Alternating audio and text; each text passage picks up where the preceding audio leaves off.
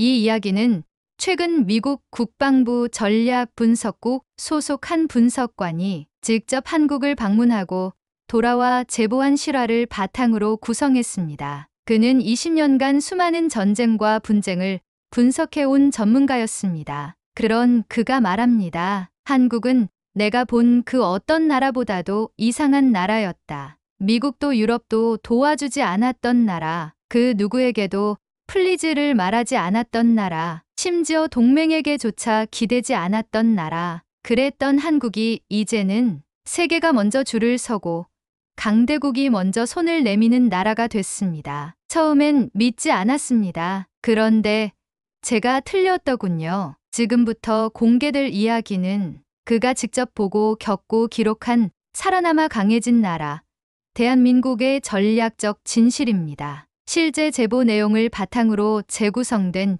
이 감정 다큐멘터리를 통해 당신이 몰랐던 한국의 얼굴을 만나게 될 것입니다. 바로 지금 사연을 들어보겠습니다. 잠깐 1초만 투자해서 좋아요, 구독 눌러주세요. 안녕하세요. 저는 엘리엇 커터입니다. 미국 국방부 전략분석국 소속에서 20년 가까이 근무해온 전략가입니다. 주 업무는 동아시아를 중심으로 한 군사 외교 국가 생존 전략을 분석하고 유사시 시나리오를 구성하는 일이죠. 수많은 위기와 전쟁을 데이터로 다뤄왔고 그중엔 중동의 테러, 유럽의 분쟁, 아프리카의 쿠데타도 포함되어 있습니다. 그러나 지금 이 자리에서 제가 감히 고백할 수 있는 단 하나의 진실이 있습니다. 제가 분석해온 모든 국가들 중 한국만큼 저를 충격에 빠뜨린 나라는 없었습니다. 처음부터 그랬던 건 아닙니다. 솔직히 말씀드리면 저는 한국을 미국의 우산 아래에 있는 보호 대상 정도로만 생각했습니다. 북한의 위협에 맞서며 미군의 보호를 받고 있는 동맹국, 위기 대응력이 부족한 대신 미국의 전략 자산에 의지해야 하는 전진 기지, 그리고 대외적으로는 일본, 대내적으로는 북한에 둘러싸여 있는 지정학적 압박을 받는 국가, 그게 제가 20년간 믿고 있던 한국이라는 나라의 이미지였습니다. 그런 제가 변하게 된 계기는 얼마 전 미국 국방부 본부에서 열렸던 비공개 전략 시뮬레이션 세미나에서였습니다. 당시 저에게 주어진 임무는 동북아 3국 한국, 일본, 대만에 대한 자주 방위력 분석 보고서를 검토하고 미국이 언제 개입해야 할지를 판단하는 전략적 시점을 정의하는 것이었죠. 자료를 검토하던 중 한국군 관련 보고서를 하나 발견했습니다. 처음엔 평범한 훈련 보고서나 예산 배정 문서일 거라고 생각했습니다. 하지만 그 안에는 제가 상상조차 하지 못한 내용들이 담겨 있었습니다. 예를 들어 현무 미사일 5형의 파괴력과 배치 위치, K9 자주포 3100문의 분산 운용 체계, 1천만 예비군 전시 동원 시뮬레이션 결과, 155mm 포탄 360만 발의 비축 사유, 지하 100m 벙커 타격을 목표로 한 미사일 설계 이유 등 하나하나 읽을수록 소름이 끼쳤습니다. 한국은 단순히 강한 군사력을 가진 나라가 아니었습니다. 그보다 더 무서운 건 이 나라는 도움 없이 버틸 수 있는 시스템을 완벽하게 갖추고 있다는 사실이었습니다. 그때 저는 처음으로 의심하기 시작했습니다. 우리가 아는 한국, 정말 우리가 도와줘야만 하는 나라가 맞을까? 이 나라는 언제부터 미국을 의지하지 않고 스스로 움직이고 있었을까? 혼란스러웠습니다. 그래서 저는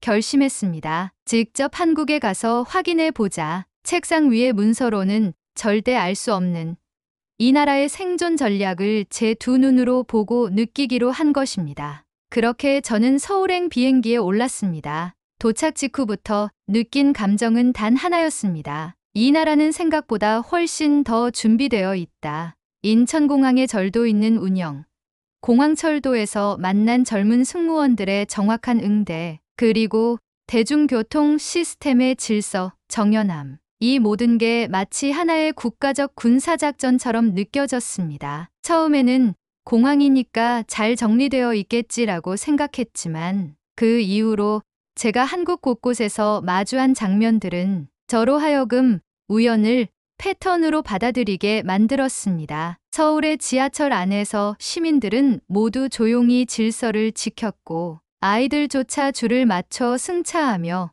누구 하나 밀치지 않았습니다. 길거리엔 군인도 없고 총도 없지만 이 나라는 이미 전시국가로 살아가고 있는 것이었습니다. 그렇다면 왜, 도대체 무엇이 이 나라를 이렇게 만들었을까요? 제가 서울을 걷던 그 첫날, 제 머릿속엔 끊임없이 이 질문이 맴돌고 있었습니다. 이 나라는 왜 누구에게도 도와달라 하지 않았는가? 그리고 그 질문의 답은 곧 제가 마주할 놀라운 진실로 이어지게 됩니다. 서울에 도착한 다음 날, 저는 숙소에 짐을 풀자마자 곧장 시내로 나섰습니다. 출근 시간대였죠.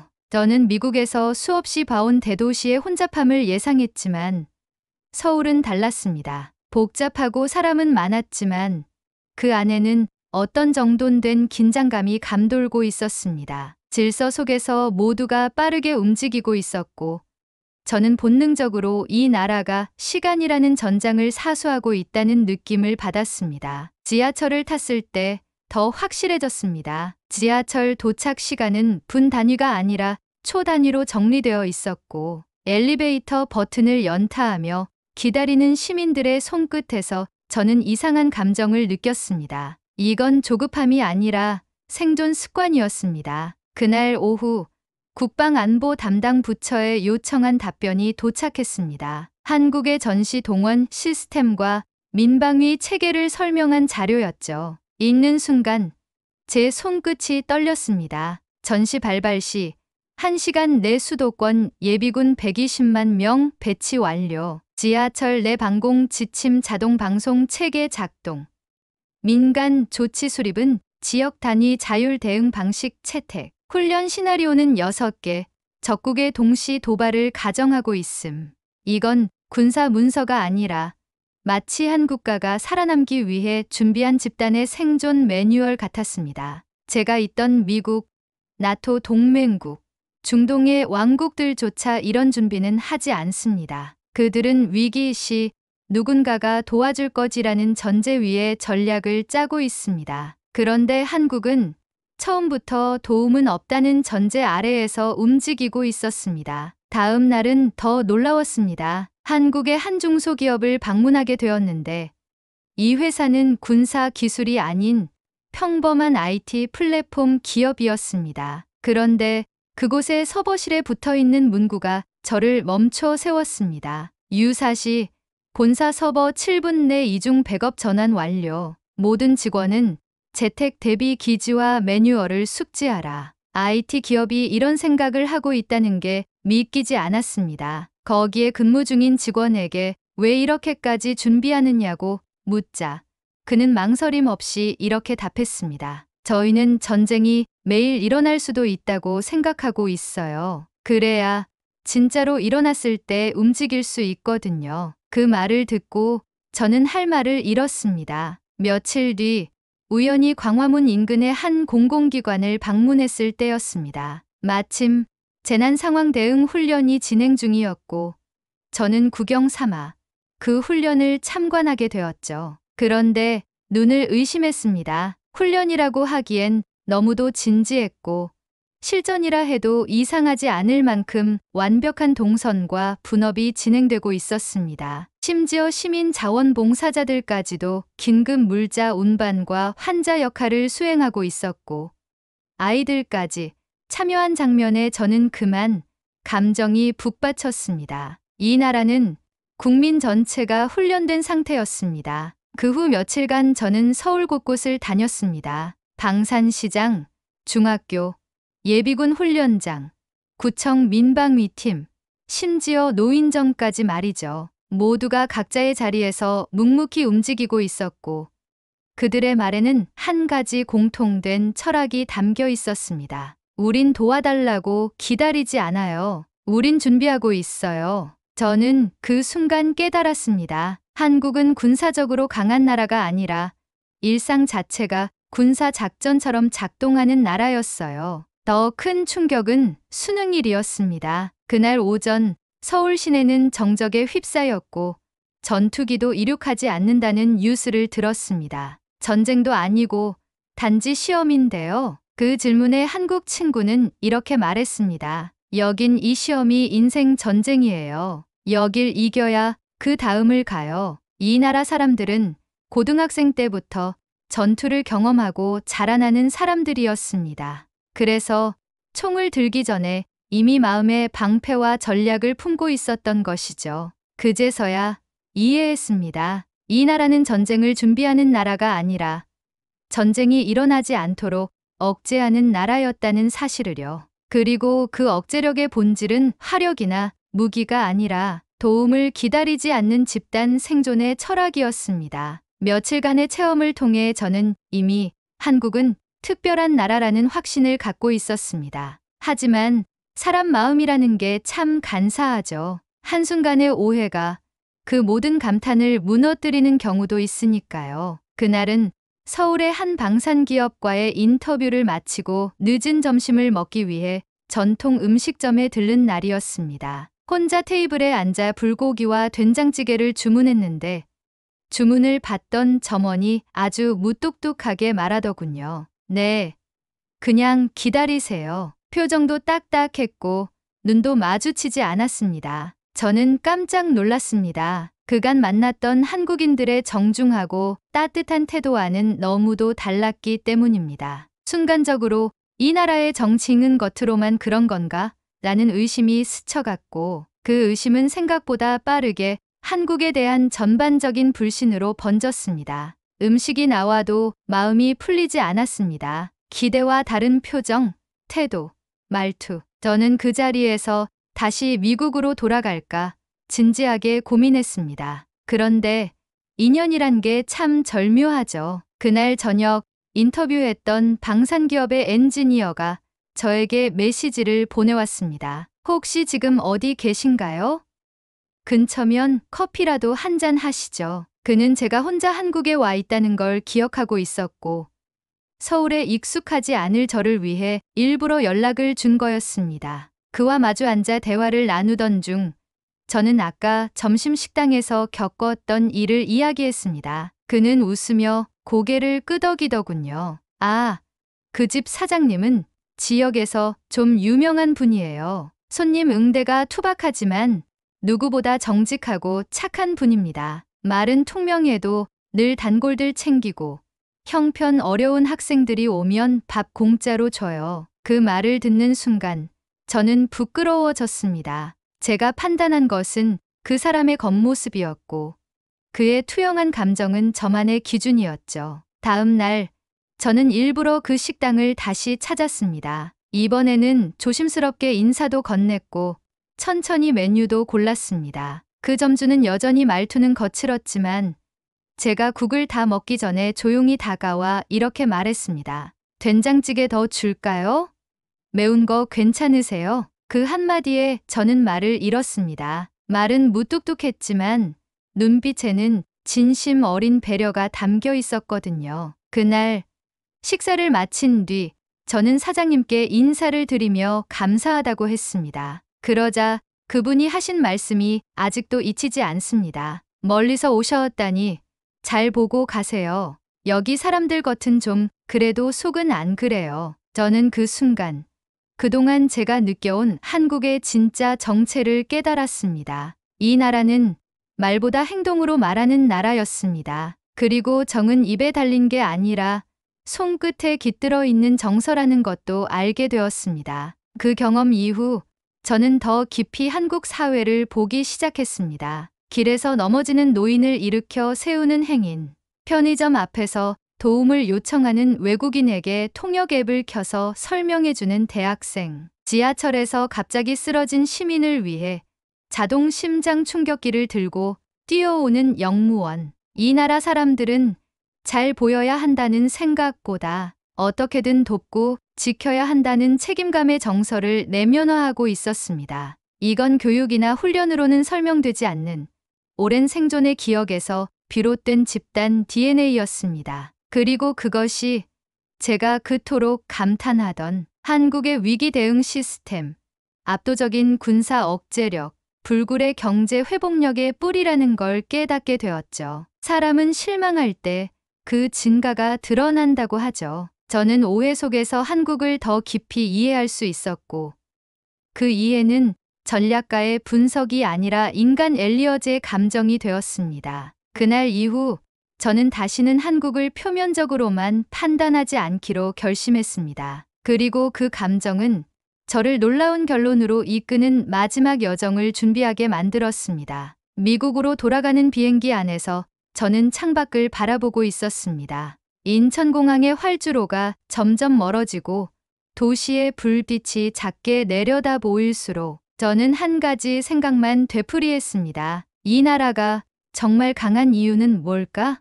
제가 서울에 체류한 기간은 단지 보름 남짓이었습니다. 그러나 그 짧은 시간 동안 제가 본 한국은 단 한순간도 약한 나라였던 적이 없었습니다. 어느 누구도 도와달라고 하지 않았고 누구도 불평하지 않았습니다. 대신 모두가 자기 자리를 묵묵히 지키고 있었습니다. 미국에 도착하자마자 저는 국방부 보고서 초안을 작성하기 시작했습니다. 수십 페이지에 달하는 전략 분석서의 첫 문장을 쓰는 데에만 몇 시간을 고민했죠. 그만큼 이 나라는 단 한 줄로 요약할 수 없는 깊은 의미를 지닌 나라였습니다. 그리고 결국 저는 이렇게 썼습니다. 한국은 외면당에 고립되었고 고립 속에서 홀로 서 있었으며 그 홀로 서기가 이 나라를 누구보다 강하게 만들었다. 이 보고서는 내부 전략 자료로 사용되었고 국무부와 합참, 심지어 백악관 외교안보팀에서도 공유되었다고 들었습니다. 그날 이후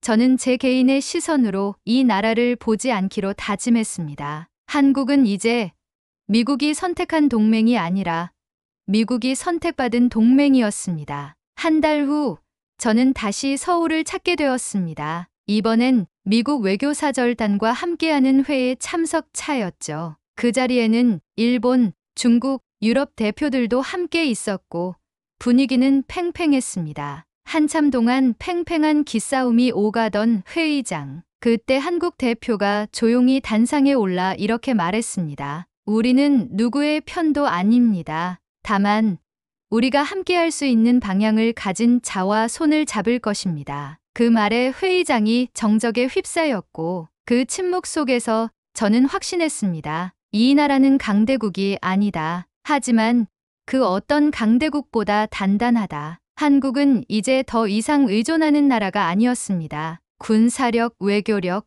경제력, 그리고 가장 중요한 국민력까지 갖춘 독립국가였습니다. 그 사실을 누구보다도 먼저 깨달아야 할 사람은 저희 미국이었습니다. 며칠 뒤, 저 혼자 청계천 근처를 산책하던 중이었습니다. 바로 전날 북한에서 단거리 미사일을 발사했다는 뉴스가 있었음에도 서울 시민들은 평소와 다름없이 카페에 앉아 웃고 지하철을 타고 출근하고 있었습니다. 그 모습을 보며 저는 생각했습니다. 이 나라가 가장 무서운 순간은 바로 이렇게 평온할 때다. 전쟁이 일어나도 흔들리지 않고 경제가 무너져도 스스로 일어서며 외교적 배신을 겪고도 원망보다는 준비를 택한 나라. 바로 대한민국이었습니다. 그리고 마지막으로 한국군 장교와 식사를 하던 날 그가 한 말이 떠올랐습니다. 충분하다고 생각하는 순간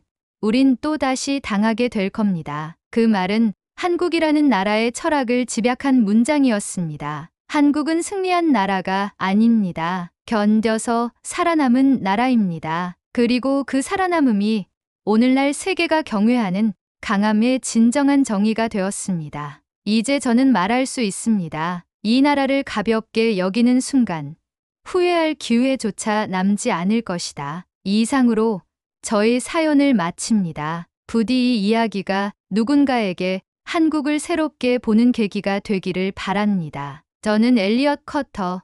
이제는 한국을 전략으로가 아닌 존경으로 기록하는 사람입니다. 여러분은 이 이야기를 어떻게 보셨나요? 정말로 한국은 도움 없이 살아남은 나라일까요? 아니면 우리가 너무 오랫동안 몰랐던 진실이 이제야 드러난 걸까요? 이 나라의 힘과 그 안에 숨은 정신력에 대해 여러분의 생각을 댓글로 나눠주세요. 그리고 이런 이야기들이 더 많은 사람들에게 닿을 수 있도록 구독과 좋아요, 알림 설정 부탁드립니다. 여러분의 작은 클릭이 누군가의 큰 깨달음이 될지도 모릅니다.